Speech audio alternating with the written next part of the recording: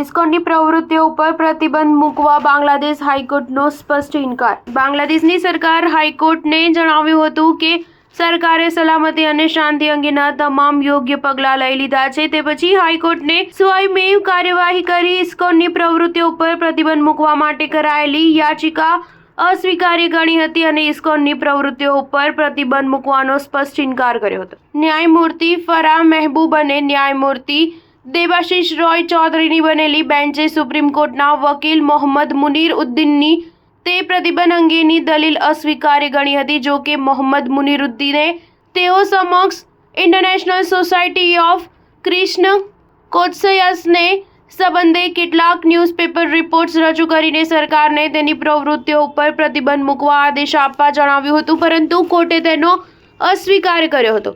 આ ઉપરાંત તે અરજીમાં ચિત્તોગ્રામ, રંગપુર અને દિનામપુરમાં કલમ 144 અમલી કરવા માટે કરેલી અરજનો પણ સ્વીકાર કર્યો હતો. આ સાથે બેન્ચે ઈચ્છા વ્યક્ત કરી હતી કે સરકાર કાનૂન વ્યવસ્થા અંગે સજાગ રહેશે. તેમણે રહેવું પણ જોઈએ અને લોકોના જાનમાલની સુરક્ષા કરવી જોઈએ. આ માહિતી આપતા દેશનું વર્તમાન પત્ર ડેઇલી સ્ટાર જણાવે છે કે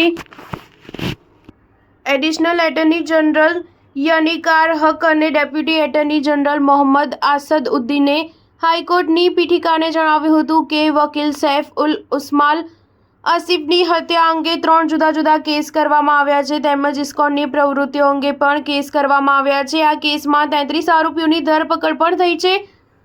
તેમ છતાં કોર્ટે તે કેસો પૂરા ન થાય એ કોઈ નિશ્ચિત ચુકાદો ન આવે ત્યાં સુધી કોઈ પણ હુકમ કરવાનો સ્પષ્ટ ઇનકાર કર્યો હતો. ટૂંકમાં તેમાં ઇસ્કોનની સંડોવણી છે કે કેમ તે સાબિત કરવા કહ્યું હતું. સ્ટાર ન્યૂઝ 7 હંમેશા સચ્ચાઈની સાથે.